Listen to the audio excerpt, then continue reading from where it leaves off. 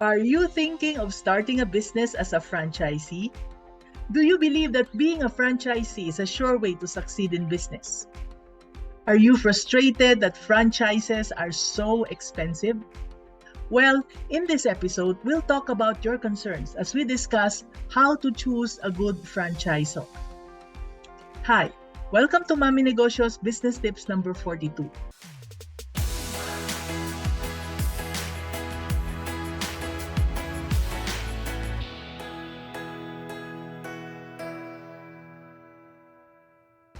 Let us start by talking about some of the horror stories of my mentees. Let's start with my friend, Lolly.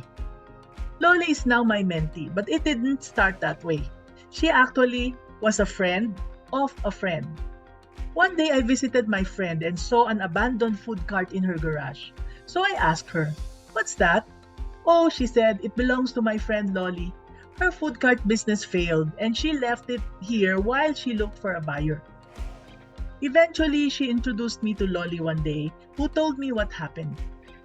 "Well, Mami N, I saw an advertisement for a cotton candy franchise.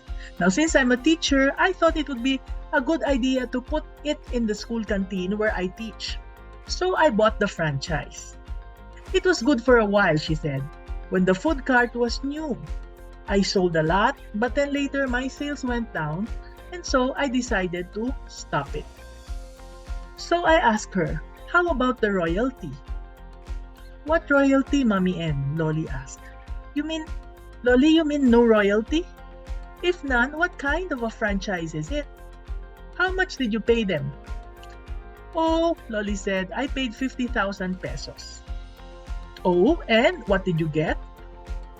"Well, Mami N, I got the recipe for the cotton candy, the food cart, the machine, and a video training on how to make the cotton candy." So I asked her, "How about the brand name of your cotton candy?"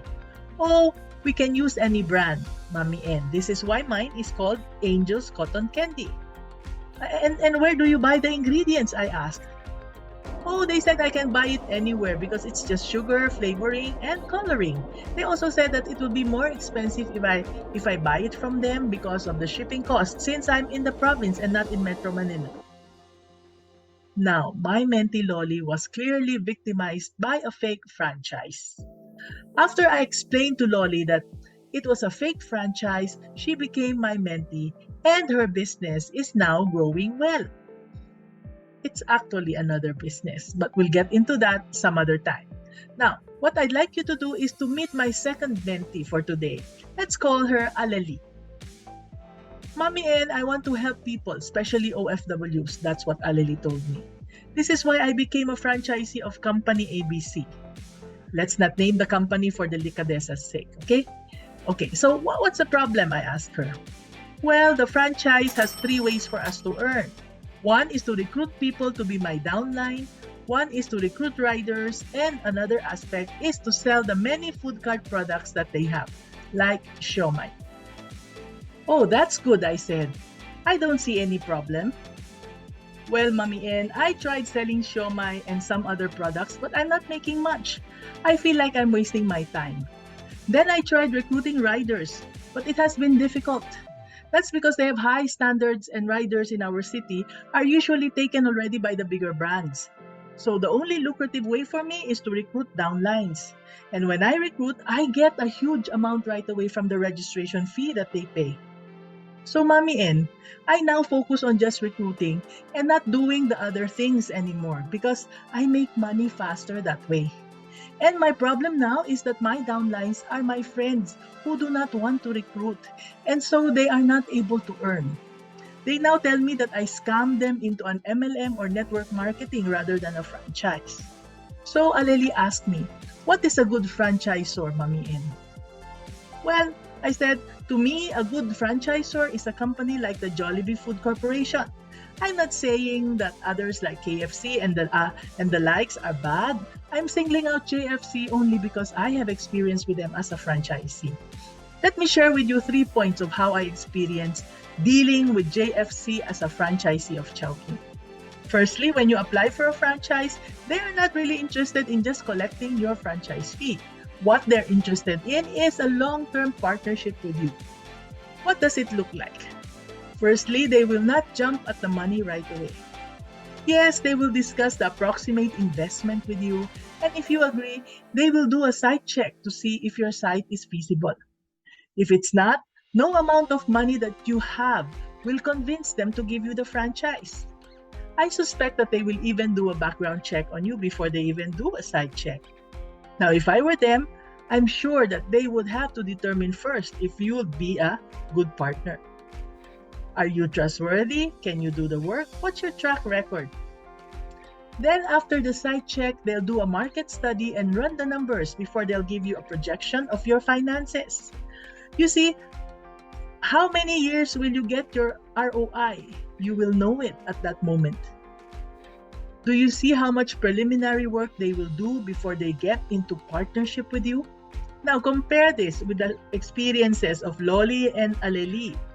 The franchise fee isn't a huge amount actually. What is a huge amount is the purchase of the equipment and the store construction and renovation. It's huge because they want the best quality of food to be delivered and served to the customers. They are sticklers on food quality. This includes food serving time, food temperature, and food safety. This also means that we have to buy everything from them so that the food is safe and the taste is consistent. You cannot buy anywhere as you please. And how do they make money? Not from the franchise fee, because the preliminary work and the services they give are more than what you get from the franchise fee that you paid. They make money from the food they sell to you as well as the royalty of your sales. They get a percentage of every peso that you sell. That's why if there's no royalty and if there's nothing to sell to you consistently, think twice about that franchise, because that's how a franchisor earns from franchisees. Again, if there's no royalty, that means it's not really a franchise, okay? Now, number 2, because they earn through royalty, they're always on your side. Always. They'll help you to sell as much as possible so that it will be a win-win partnership between you and them. And how do they do that? Well, they make sure that your people are well trained. They even train you to hire and train the right way from the top to the bottom of your store operations. There's a lot of training. And they check if, after the training, your people will apply what they learn consistently. Next, they pay attention when your sales are low. They send people to help you to market more effectively to increase your sales. Then they look at your financials monthly and advise you on how you can improve so that you can earn more without sacrificing quality. And they keep abreast with developments like technology and trends. They come up with better products that are sellable. No-brainer for you. As a franchisee, all you have to do is to obey. Okay? So with them, with my franchisors, I felt that they were really my partners. Now, thirdly, they are very strict with their brand because just one store doing the wrong thing can destroy the whole brand. They do that through frequent audits, not only the money but also the food quality of what you serve, how you serve the food, and the cleanliness of the premises. JFC has many brands under them, and they take care of each brand meticulously. This is why when I heard Aleli say that she paid one franchise fee and she gets 3 ways to earn, and the third way is to sell lots of kinds of products, which isn't even limited to food, I became scared for her. How can the franchisors help the franchisees handle that many brands and ensure that the quality is maintained? Now, you might be saying, but Mommy N, JFC's franchise is expensive and we don't have millions. And you are right. I gave you the example of a great franchisor so that you know what to look for. Even if it's a small franchise, you now can evaluate them better. Now, one last thing. Not all franchises are profitable or successful businesses, okay? Especially if the line of business is not your business calling. So, have you learned something today? If you did, please make sure to hit the subscribe button and share this episode with a fellow aspiring entrepreneur. And join our communities by clicking the links below to learn more. This is Mommy N, your Mommy Negosyo, saying, be business-minded. See you in the next video.